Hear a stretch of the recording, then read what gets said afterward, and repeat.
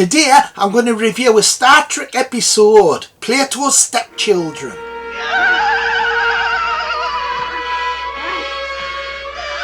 How can you let this go on? Plato's Stepchildren was broadcast in November 1968. It's from season 3 and was written by Meyer Dolinsky, directed by David Alexander and music by Alexander Courage. Plato's Stepchildren had one of the first interracial kisses on television. It's also one of the 4 band episodes. The band episodes are Miri, the Empath, Whom Gods Destroy, and Plato's Stepchildren. The episode was banned because it was considered to feature unpleasant content, including sadism and also an implied rape. However, these days it's considered tame. Plato's Stepchildren stars William Shatner as Kirk, Leonard Nimoy as Spock, DeForest Kelley as Bones. Eh? I wasn't in the bugger? No, it's the character Bones, not you.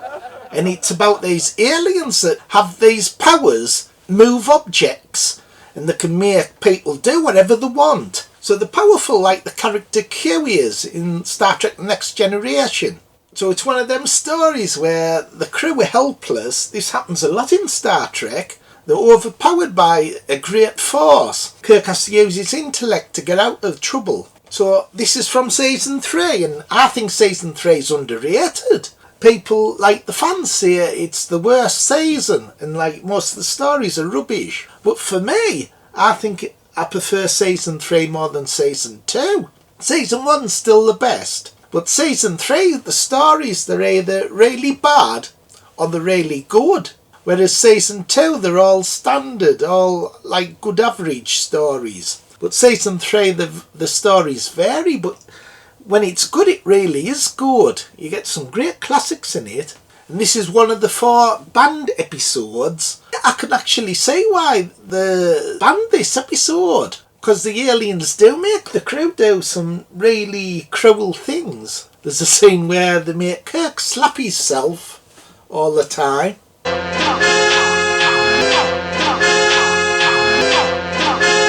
Yeah, I think bloody William Shatner's been getting lessons off Will Smith and his baldy-headed bloody wife. One of the aliens doesn't have any powers. He's a short person. That bloody dwarf makes me laugh, Phil. I don't think you're supposed to use the word dwarf now, Bones. Sorry, Phil. Aye, that little short fucker. He doesn't half make me laugh. He's called Alexander and he doesn't have any powers. And the other aliens pick on him. It is studio bound, this story. There's no outside footage. However, it does look quite lavish and very colourful, and I love the music in this original Star Trek show. I think the music's one of the best things about it. And the colour palette, it does look futuristic, this 60s Star Trek show. Very colourful and it's like timeless. This story is famous for its interracial kiss. But what really makes this story stand out, and I can say why it was banned because of this, was the implied rape that could happen. The aliens bring down Uhura and Nurse Chapel, and they want Kirk and Spock to start kissing them. Please make them stop. We have tried. I'm deeply sorry. And then it's implied that more was going to happen before Kirk manages to break out of the trance. For so long I've wanted to be close to you. Now all I want to do is crawl away and die. Cupid's arrow kills Vulcan. So all the aliens are around them watching, like for entertainment. I'm so frightened, Captain. I'm so very frightened. That's the way they want you to feel. Makes them think that they're alive. Yeah, they were dirty buggers, them aliens. Wanting to say bloody Kirk and Spock having the shag. Yeah, it could have been bloody worse, like. Good job they didn't want the buggers to butt each other.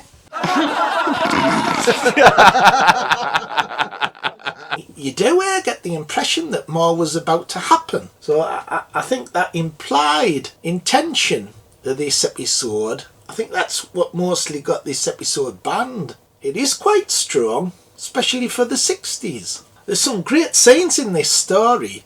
I love the scene where Kirk talks to the alien that doesn't have powers, the little small guy, and he tells him that in the future, colour or size doesn't matter. But where you come from, are there a lot of people without the power and my size?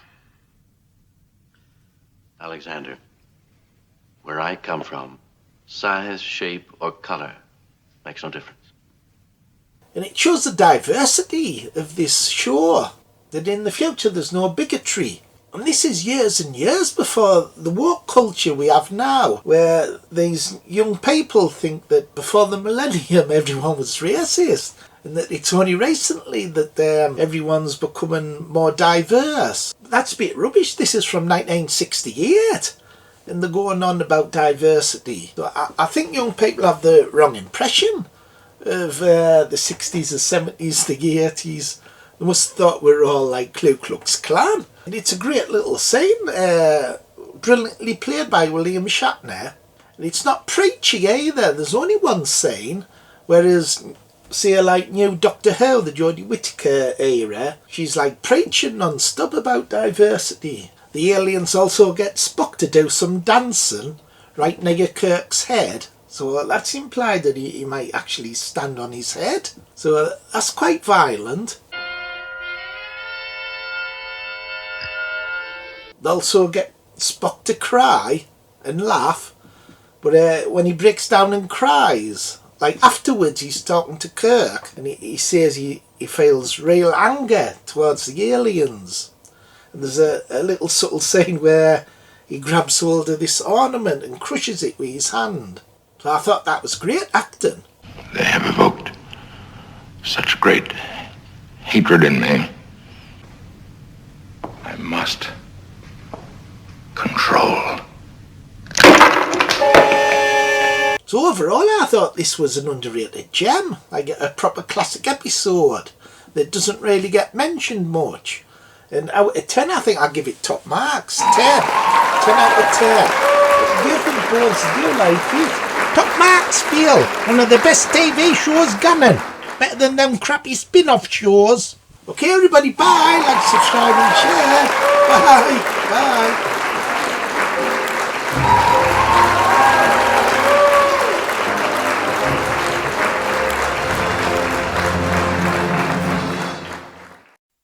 He loves in the breathless excitement of night,